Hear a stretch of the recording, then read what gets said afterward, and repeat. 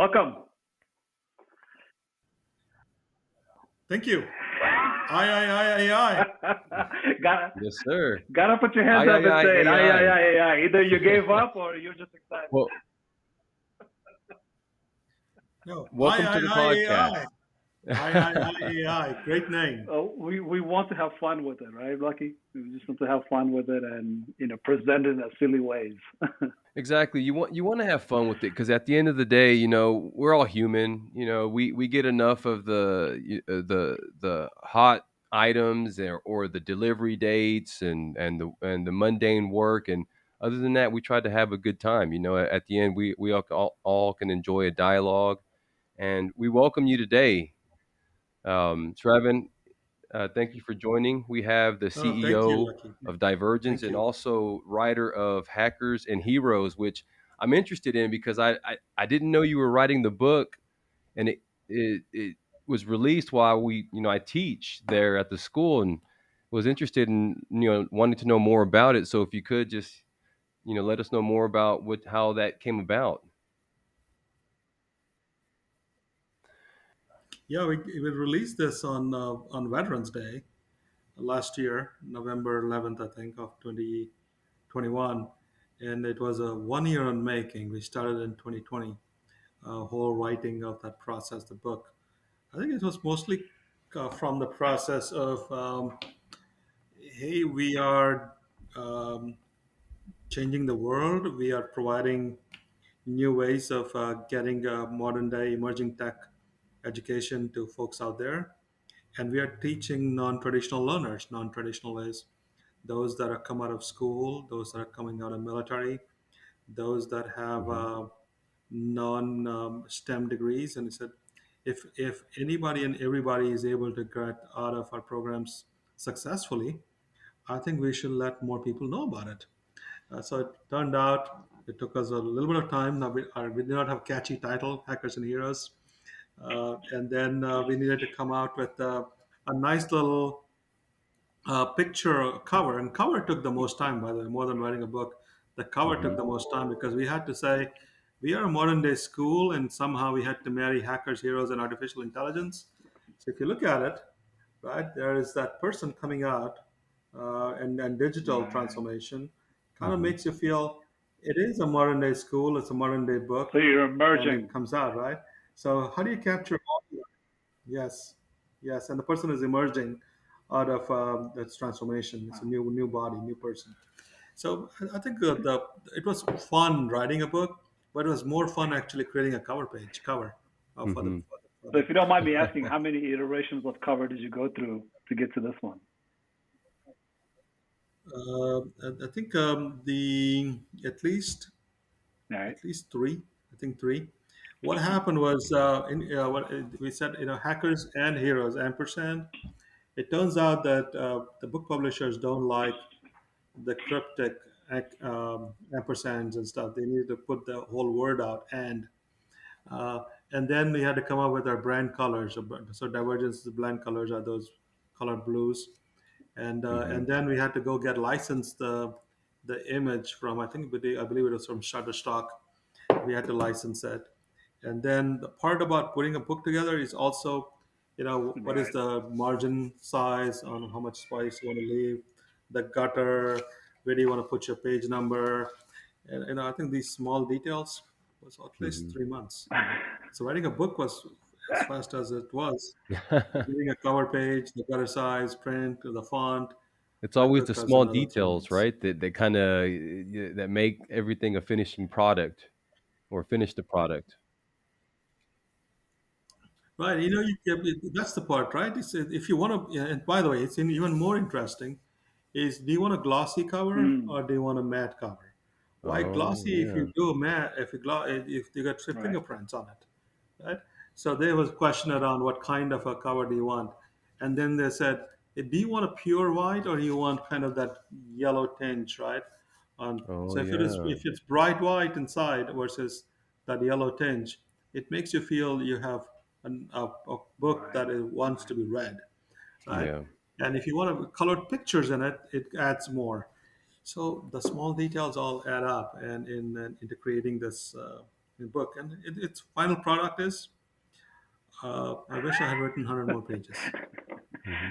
Well, I'm looking forward to reading it, and hopefully there'll be a version two that will have more details, because this is not a 1 year deal that comes and goes. You'll have to have more IT books and IT versions of what's happening in the next 5 years, right? So you might have to revisit this book as a version two and add more to it. Hmm. Yeah, I think it's there is I see quantum, right? There's opportunity to do more on quantum and what does quantum mean. We are Hmm. having we're already thinking about what does the year 2030 look like, and interestingly, Cybersecurity Alliance has already put a word out there that in 2030 you can crack any kind of password through quantum computing. So you're looking at 2030 backwards. Okay, what kind of programs do we want now that we're in 2022? 8 years Right. flies by like that, right? And if you're going to, if so, what do we need to create today so we are ready for 2030, Hmm. right? And does it even have to be perfect? It doesn't have to be perfect. We just have to I start think get started. one of the things that's interesting, what you said about 8 years goes by like that, is because even though we predict technology that will be out in 20 years, not all of the technologies, but some of the technologies are already here, even though they've been predicted for 20, right? And some of the predictions, not even technology related, but like say, for example, one of the things that we talked about is a great resignation that's happening today in 2022, the shortages of worker. Uh, they talked about it back in 2010 that 2030 will be the year where we will see shrinkages of the workforce, right? As in, a lot of people will retire and less people will be Hmm. eligible to actually work and pay taxes and so on and so forth. But that shrinkage has happened way too early. It happened in 2020 and 2022. So Yeah. technology-wise, quantum computing, we're talking about quantum computing to the level of back in 2010 to say like, how many qubits will we have in 2020? Well, we exceeded that amount very, very fast. Like as in we saw the computing power increase, and with that computing power increase, they said, well, quantum computing is the ultimate computing power, so we need to actually invest in that. And so they expedited the research, and now we are to the level where we thought we'd be in 2030-ish, right? I think 2035 is one of the dates that they talked about Hmm. continuously, but we're already there. And artificial intelligence and machine learning is also Uh, supplementing quantum computing. So even though we don't have quantum computing per se, we already have machine learning that's kind of providing the same type of services that quantum computing is expected to serve. Very good point. We are we are definitely moving a lot faster than we are thinking we are.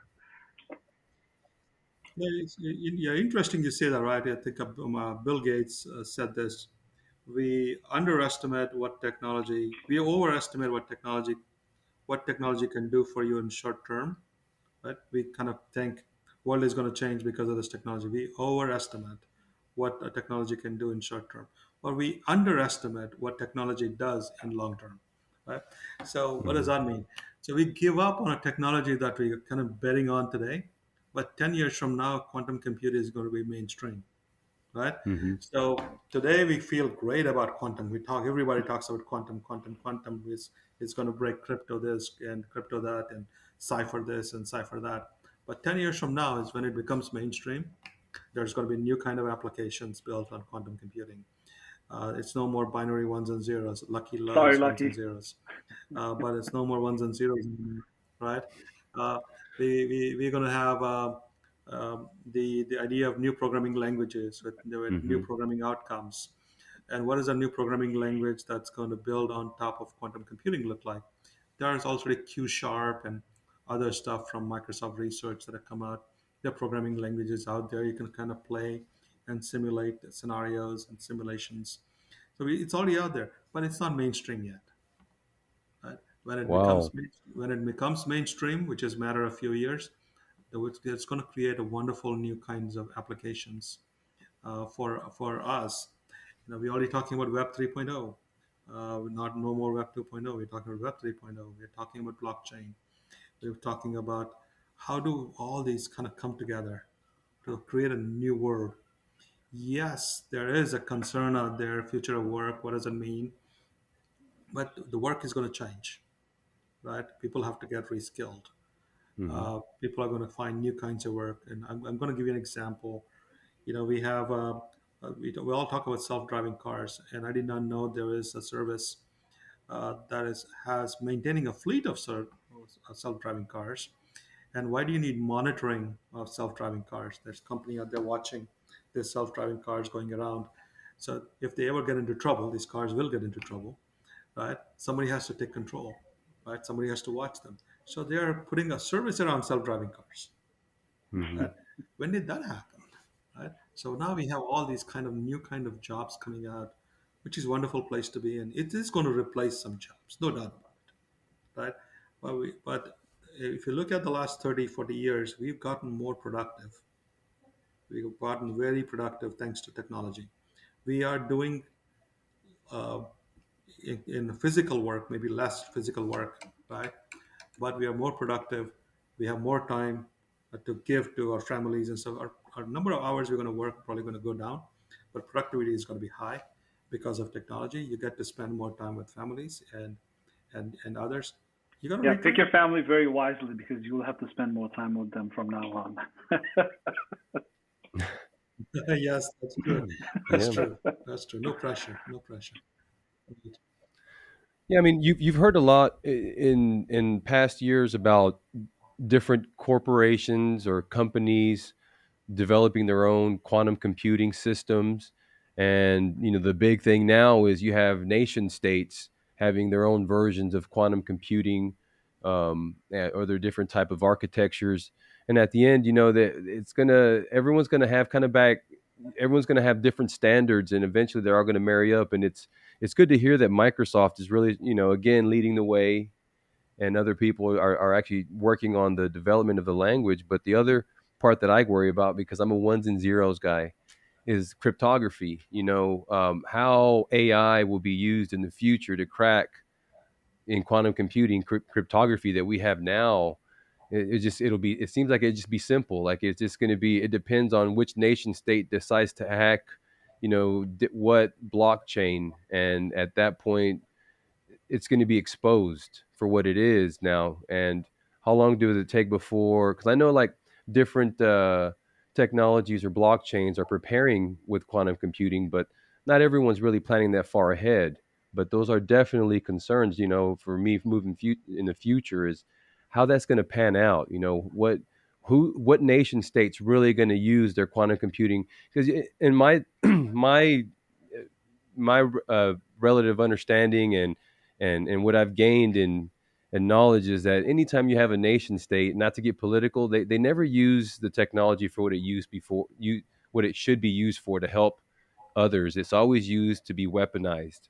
And so AI is just scary, and quantum computing is going to be scary, just moving into, like you said, in 2035, it's right around the corner. Yeah. And if it's going to be what we think it's going to be, just like any other technology now, it's going to be something more available. It's going to be something that we see now, not aware of, but now it just controls our lives. How Yeah. it's going to affect us. I think there's a lot of concerns there. I think that's where, and I bring it up every time. It seems like I'm the half the pessimist here, but I'm always leaning towards why is and why is it that different people are scared of the technology AI? Yeah. Why do you think that is? No, I think it's sort of, are you giving up something, right? Hmm. To automation. I think that's the fear. Are you giving up something? Are you giving up your freedom? Are you no more in control? Right? Is somebody else controlling the things that you used to enjoy, and it's no more that driving a car. Now it's somebody else is driving for you, and that Hmm. fear of somebody else driving means, hey, I do not know when I'm going to take control over you. Maybe you never have to take control over a wheel, right? But Teslas and others will give you still a steering wheel if you ever want to take it. But over a course of time, when you start trusting it, you don't ever have to Yeah. touch it, right? I think it's the fear of giving up something. Right? I think that's what stops us. Oh But yeah. yeah, but having said that, it's this is not new, right? Ever since, I think there was a 1960s article about industrialization and steel manufacturing. in the United States, and there's a newspaper out there that says we're going to lose a bunch of jobs, and next thing you know, in 5 years after that, or 10 years after, United States is producing so much steel because of automation. There's so much more going on because now you can build wonderful infrastructure and bridges and all that stuff because of steel. Of course, Mhm. 2000s happened and world moved to China and other countries for uh, production manufacturing. Yes, but the systems and that we created in the United States are still intact. That you can still have. It takes few years. It'll take few years to bring them back in and build wonderful manufacturing. But it's not going to be same that we left in 2000s. It's going to be new. It's going to be different. It's going to be built on automation. It's going to be Mhm. built on the grand infrastructure that United States is going to build. Right? Mhm. Is there fear? We should be fearful that somebody else is going to copy. Yeah. We should be fearful that somebody else may have better automation system built out. But Mhm. if we live on fear, I don't think we're ever going to invest in making our systems better. So I'm the other side. I'm the optimist. I'm saying, look, bring on the Yeah, competition. Yes. I'm shooting to be in the room See. with both sides of this equation, and I want to be a third party mediator, right? To break into that conversation and say like, okay, let's talk about your Mhm. fear and let's talk about your comfort, right? The possibilities that you're looking at. So any possibilities that you have always have a fear component, because if you're able to tempt that fear and control that fear is like the fire inside of a balloon, right? So if you have a fire inside of a balloon, it goes up pretty high. It Mhm. goes up into places you want it to go. But then again, that fear goes out of control. That balloon can fall out of midair, right? Cause all sorts of Mhm. disaster, and we've seen that happen. um, so it's important to talk about that fear because of what has driven us as human society, and as far as evolution goes, we have evolved from our fear, right? We didn't know what was the possibility, what the outcome would be. Mhm. But because we always knew the fear, it's always good to stick to what you know and control it and massage it very well that, you have a good outcome no matter what the possibility is, right? So one of the things that, Sravan, you mentioned earlier that technologies, like how they have gaps and uh, how they come and we don't even know how far it can go, right? So artificial intelligence, we've been talking about it for 70 some years at this point, right? Mhm. That was first time it was coined, artificial intelligence. But even prior to that, we imagined robots. We imagined things that will do jobs for us rather than soldiers down on the field. There'll be the robots that will die on the field. Instead of farmers working in the farm, it'll be the robots that's working all those manual tasks. Uh, this imagination always has been here. It's just that we didn't have the technology in place. We didn't have the data, or we didn't have the computing power. And now that we have data and computing power, what's next, right? But it's the driving force, that imagination that we have.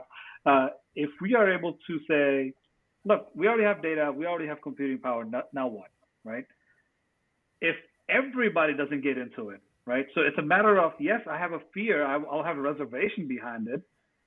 So does my opponent. So does that person that I fear that will take advantage of me having fear, right? So everybody has fear. Human, Mhm. like however we put ourselves, we all have fear. So even that person who's going to take advantage of you also has a Yes. Yeah. fear, right? And that fear is you. They're afraid of you. So Mhm. I think AI is one of those technology, because you have data, because you have the computing power. You have to just jump in. You have to jump in with your fear, regardless of what you think the outcome is, right? And if you control I that agree. outcome as you go, Mhm. you build something that's based on your personality, like who it is that you want to be, which is that US, we see ourselves as a shining beacon on top of the mountain, right? Where, if you don't see yourself as a shining beacon on top of the mountain, you want to live in the dark in the ocean somewhere, that's the type of AI you build, right? And I'm talking about the Harmite kingdoms like North Mhm. Korea, right?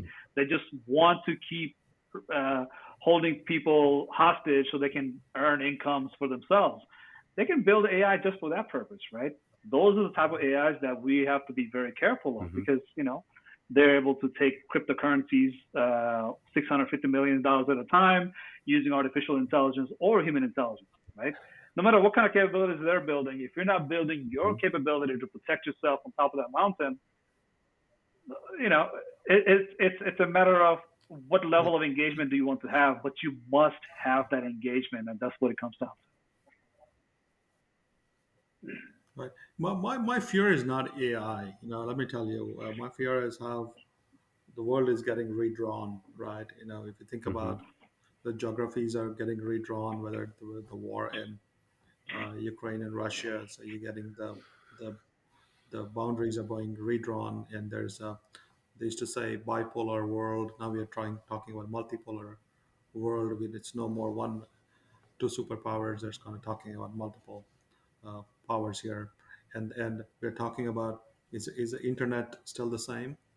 Right? Is it one open highway, right, where you connect everybody in the universe as one large super highway? Or are there boundaries being drawn on Hmm. how you use the internet now that we have boundaries being created up on who can use Facebook and who cannot use Facebook, who can use Twitter, who cannot use Twitter, the freedom of speech, and all those things that we're talking about? Is it the same? Are we talking about different stuff? Are we putting boundaries up because of our beliefs and systems? So AI and any of these are a reflection of how we think, our biases, how we train these systems, how we manage these systems to uh, a trained system needs to be managed. You know, uh, so we as human beings are training these systems. So if you're going to introduce these biases because of geographic boundaries and freedoms and speeches and all that kind of stuff, of course AI is going to learn whatever we teach them, right? And they're going to operate at 10 times, 100 times faster than you can because you trained them to think the way you want it to think, right? So how do you fix the problem? I think we got to fix ourselves. I think we got Yeah. to fix the way we do work and fix the way we are going to understand what a bias is and how we're going to manage these systems. I'm more concerned at the meta level than concerned about AI system, because Hmm. AI, if it is managed well and we understand the nuance of how AI systems are going to come together, we can tame them, we can manage them, right? That's my fear is not AI. My fear is human beings. I fear Hmm. us more than AI, right? I I think agree we, with you. yeah, I think we are the problem, not AI. Hmm. Yeah, just the just what you see out in the news from people like, say, Elon Musk. He can be very cryptic in his message sometimes, and I'd be scared if I was Elon Musk too, if I was putting together an AI that was managing or self-driving, and I know what the hardware defects or hardware not hardware defects, but I know sometimes you just need a reboot, right? And how does that work whenever you're driving? You're in the middle of, going from point A to point B, software glitch, needs a reboot. Everything should work because the systems, if designed well or designed and working properly, everything should work perfectly. But in life, there's always that glitch, that solar flare, that change a bit to a one to a zero, and things can happen. And if Yeah, now I'm responsible for that in human life, I could see how he'd be scared. yeah. I just with what you said, So kind of let me bring him ask. down. Yeah, it's interesting because if you've not observed a reboot and car is still running, then it must be doing all right, right? Yeah.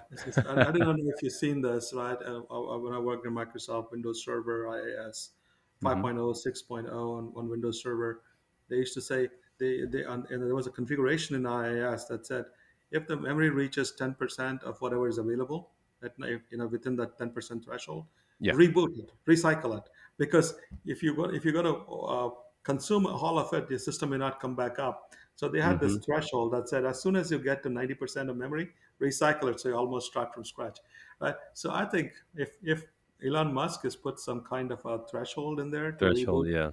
to reboot before you even notice it, and car's still running and you're safe home, yeah, it's okay.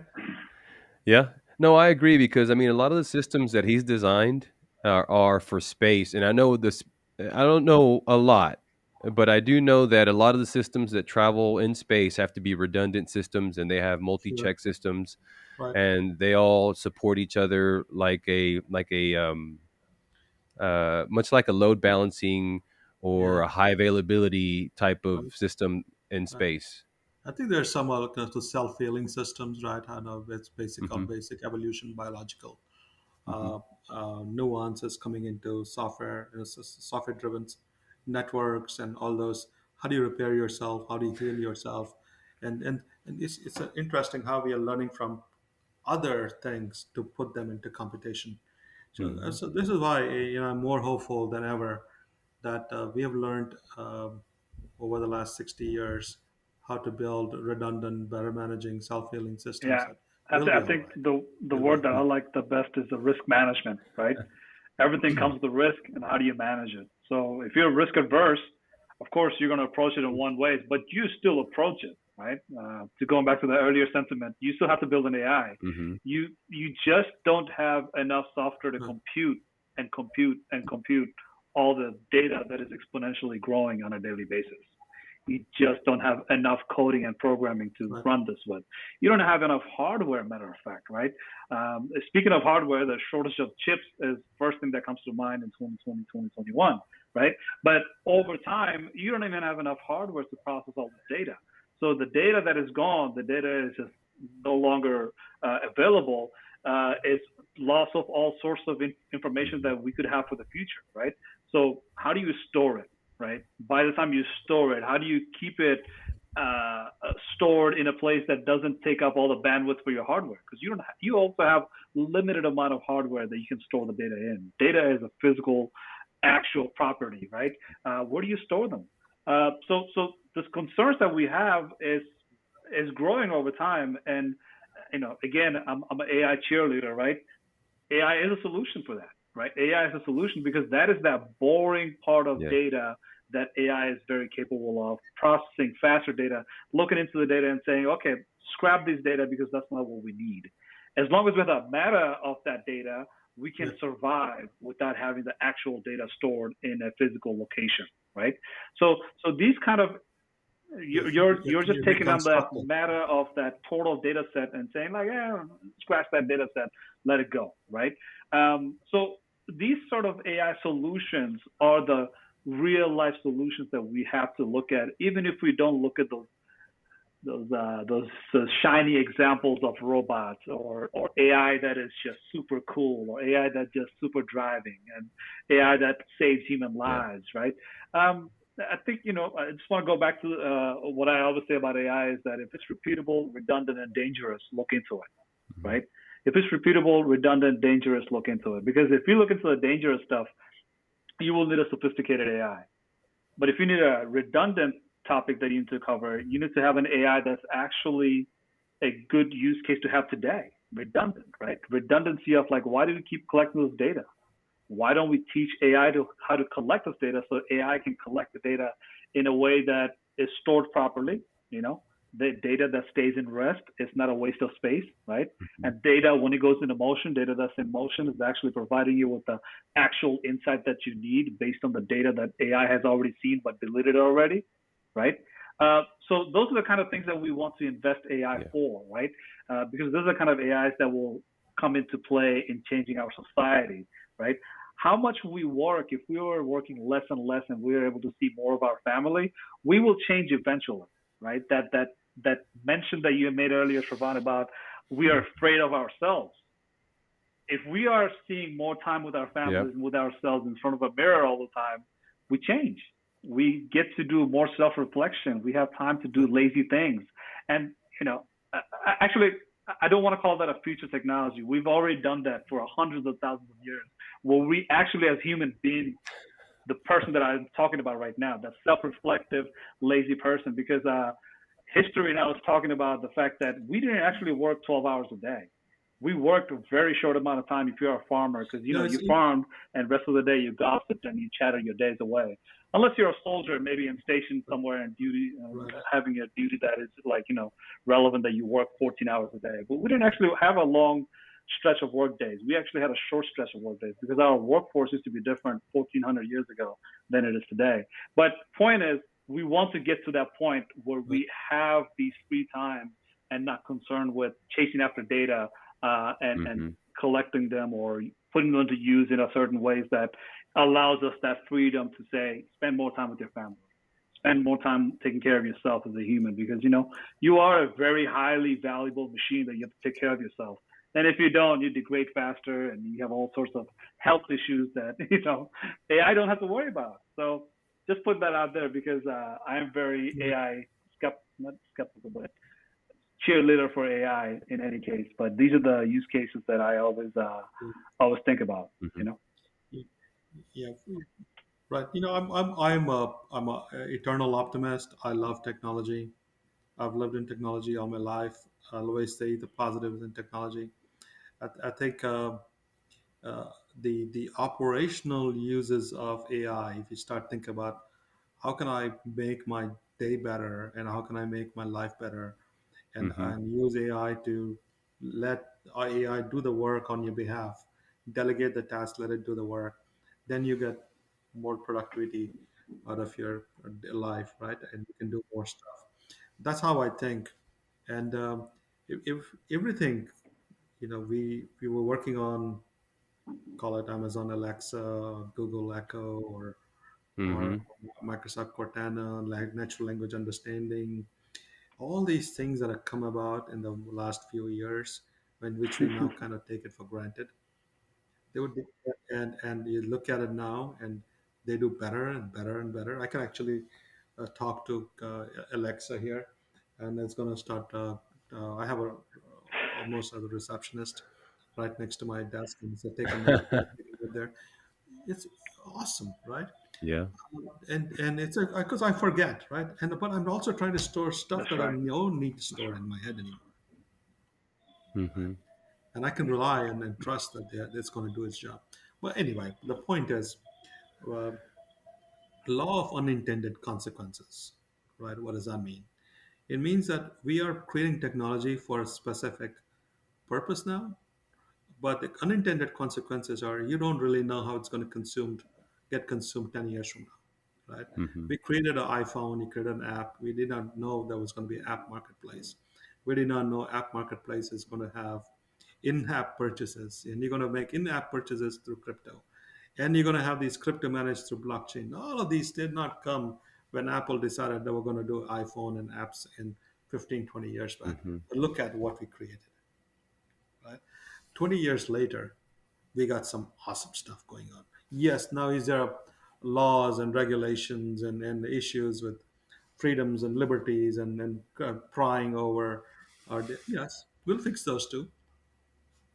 We'll fix Yeah, who those too. who needs privacy and liberties, right? Yeah. Yeah, everybody knows that what you're doing And anyway. we're volunteering Right? that information to everybody to know, right? Depending on who you trust. If you Right. like Yes. Right. iPhone, you let Apple watch you, and if you like Amazon, you let Alexa watch you, right?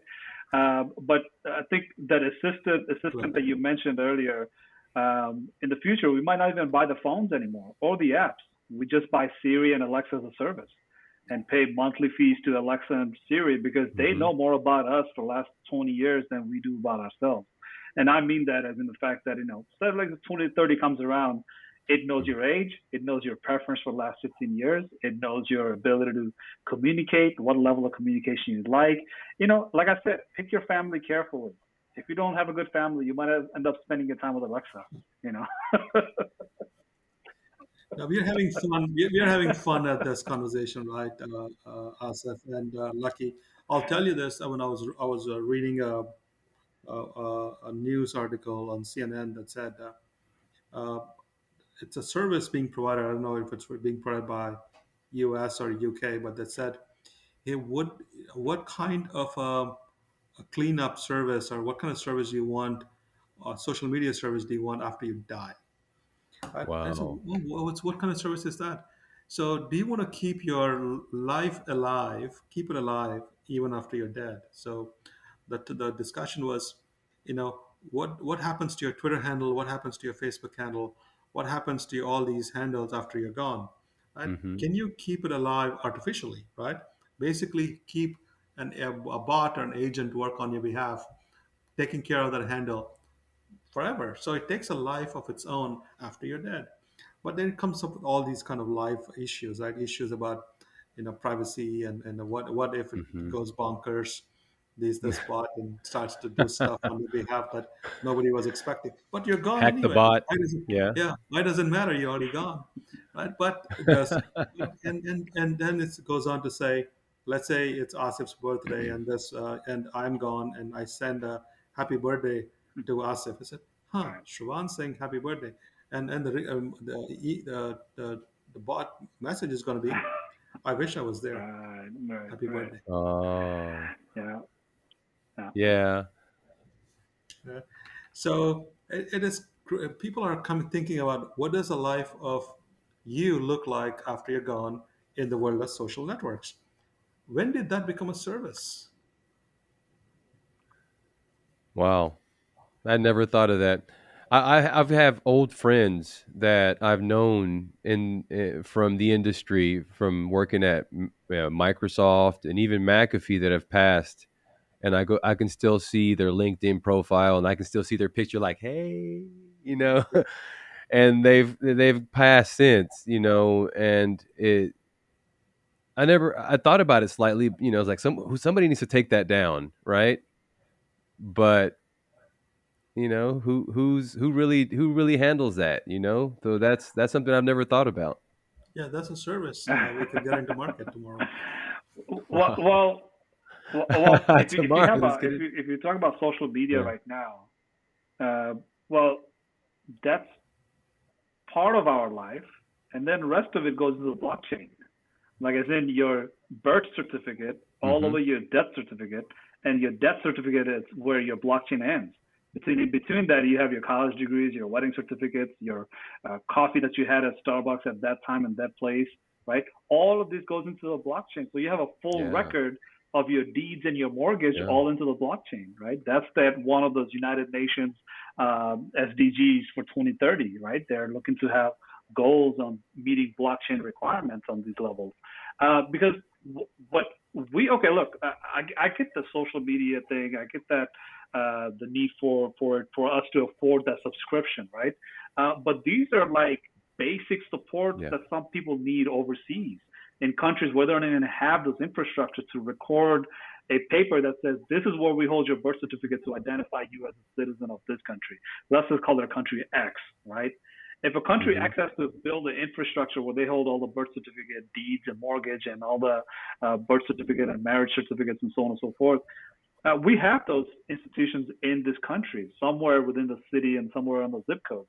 But a lot of other countries cannot afford to keep up with those infrastructures, right? So we're skipping ahead.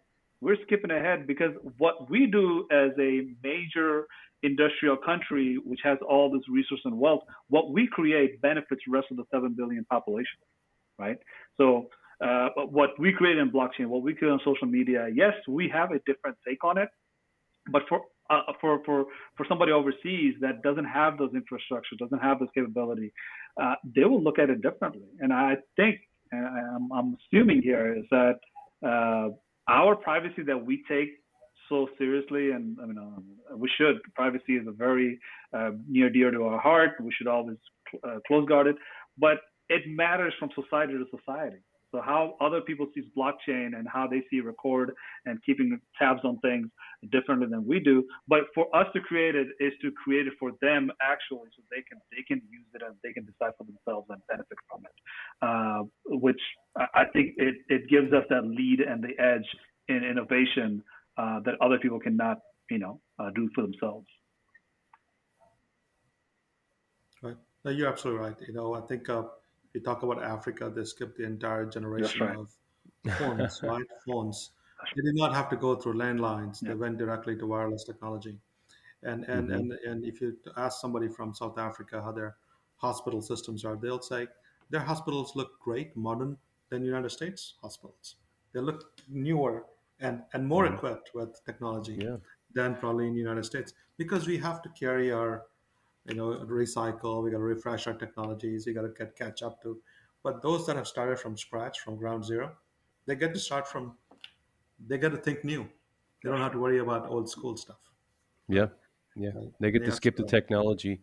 Correct. Yeah, I even think they're actually ahead of us with blockchain. I think Cardano, if I'm not mistaken, and I'm not pitching Cardano, but Cardano's they started an agreement with many countries in Africa. I don't know which ones off the top of my head, but to put exactly like you said, all of their birth certificates, all of their documents, school, everything, basically their fingerprint of who they are, IDs, everything now is driven through blockchain, and it's Cardano's blockchain, which was, I mean, that's, they just get this, I mean, most countries have problems with privacy or making decisions like that. They're just moving forward, much like you said with the landlines. They just skipped technology and went straight to wireless. There's an advantage to be sometimes having an opportunity to be fresh or not having any previous technologies because, like processes, we know it's hard to get off the old. You know, we accept the old and we're used to the old and we know what the old is trust. We trust it, but then when there's opportunity for new, you know, sometimes we fight it, or the fact that it's going to be more expensive to start new. I'm sorry, not start new, but replace the old technology. In Africa, there's a lot of different investors that are putting money in Africa in their cellular and wireless networks to be able to grow, you know, that area more. They say that Africa is going to grow exponentially more than other countries just because of technology and the investment in Well, technology in investment Africa. plus the workforce that is Right. unheard of, right? Workforce that we do not have in this Hmm. part of the world, as in United States and Canada, because the population is dwindling. Like there's some European countries that are also having loss of population. Not enough young tax-paying workers. Uh, it's not an issue in Hmm. Africa, right? Some of the countries like Poland, Turkey, Japan. Excuse me, I take that Japan off the list. But Turkey and Poland, they have huge populations that are up and coming in age, and they're able to provide services and work with technology and have that bandwidth as a young generation that is not married and have kids to raise, right? So all sorts of Hmm. equations of workforce is the biggest factor for Africa, right? So when it comes to Africa, you see borders, and those borders are kind of merging because the African Union is talking about, hey, how do we bring multiple countries, like 6 different countries, and form it into one, right? How do we end some of the violences Hmm. that are continuously erupting by bringing technology into the violence, and create a new generation of technology experts, so that way they're not associated with guns and bullets, but they're rather associated with ones and zeros, right?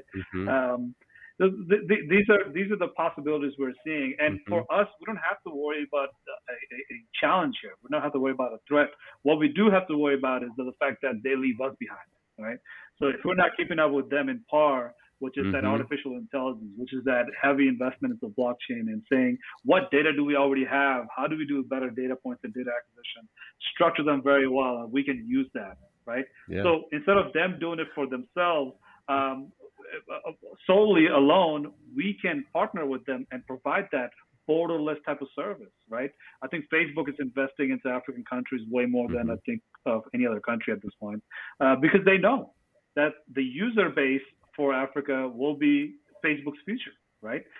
Where do they go for their social media, and what does Right. Facebook have to do with that? So how do we get ahead of the challenges that we have, not within our border, but in being inclusive outside of our border, and bring their technology into our system, and then allow them to access our system from overseas as well. Um, Lots of answers and lots of questions there, but I figured I'd put that out there. No, yeah, yeah, you're right. Asif, if you remember, if you start to think about the premise of this conversation at the beginning, the fear of AI, and where we are ending this conversation, I said, look, there's so much opportunity. The borderless Africa. Hmm. You're talking about blockchain. You're talking about quantum. You're talking about um, Web 3.0. You're talking about qubits and new kinds of programming, and opportunity is so much out there. And at the end of the day, remove the mumbo jumbo of all this technology for a second. It's us we gotta fear more, right? I think that's the one. If Hmm. you remove that, and we'll be just, That's right. we'll be That's fine. right. We'll be fine. Yeah. that's that metaphysics, right? That's that self-reflection and self-understanding of what triggers us and what makes us do better or worse, right? Um, Look, I study conflict resolution, and that's what I tend to look at this AI solution from, right? And one of the best takeaway from conflict resolution study was that there is no resolution actually. Opposite of conflict resolution is conflict avoidant, Good. and only thing that ever has worked is conflict management. As long as we can manage our expectation, as long as we can manage our fear, as long as we can manage the possibilities, it's it's no longer a conflict. It's a your dreams and your hopes, right? Because You're managing is what we have to do on a daily basis, not that Yeah. one shiny moment in history in 2044 where we come to the end of it all, right? No, nothing like that. It's just that how do you manage until 2044? How do you manage till 2030? How do you manage day to day basis until you get to that point, right? Looking for resolution will end up in one outcome, but having a management will provide outcome on a daily basis on a good positive way. So I just want to put that out there as well because we talk about workforce here a lot. That's the pattern that we seem to keep picking up in this AI podcast. Workforce is the key. It's the people that builds the process, and that process gives birth to a technology or a product. So if we can identify AI as a process rather than a technology, we will have people that get behind it and say, well, now as a people, we develop this process of AI so that Yeah. way we can give birth to new technologies, produce new systems, produce new chain of thoughts, whatever the case is. But you always have to have the right people behind it, right? People is what matters to give that process that new spin, right? We always have old process, but if it's an AI process, let's spin it in a way that you're doing the right things, so that way you are producing things that are beneficial to all humans and beneficial for the future generation. But that we can ask Yeah. from certain people, but not from everybody. Not everybody's going to listen to it and say, "Yeah, I'm going to make a technology to steal all your cryptocurrency, hundreds of millions of dollars at a time. I got you." Exactly. Yeah. Great. Yeah. Yeah. The conscious AI, I think that's the word that Microsoft uses. And Satya Nadella put out there that what does a conscious AI mean? The principles around conscious AI, and Hmm. if you apply those principles and safe, and I think you said conflict resolution. I also heard about diplomacy, right? What is diplomacy? And diplomacy is optimism education, right? It's all built on optimism, and diplomacy is about resolving a conflict through dialogue. And, Hmm. and at the end of the day, diplomacy is all about uh, optimism education. You're optimistic that a Hmm. conflict will be resolved through diplomacy. And so if you engage in a diplomacy and you're being optimistic about resolution and you're using conscious AI principles, That's we right. will be all right. Hmm. Yeah. Okay. Appreciate what you guys are doing. This is a great forum, great platform. Ay, ay, ay, I, ay, I, I, ay. I, I. AI. Ay, ay, ay, ay, Ay, ay, ay. ay, ay, I. Thank you so Yes, much, Yeah. Sravan. yes. Really, really a pleasure to have you here. You're the VIP. Me and Lucky, we've been talking about you for a very Hmm. long time. So finally, it has happened and happened in short notice. So thank you so much for doing this. All right. Wonderful. Keep doing what you're doing. Yeah. Take care. Thank you. Take care. Bye bye. All right.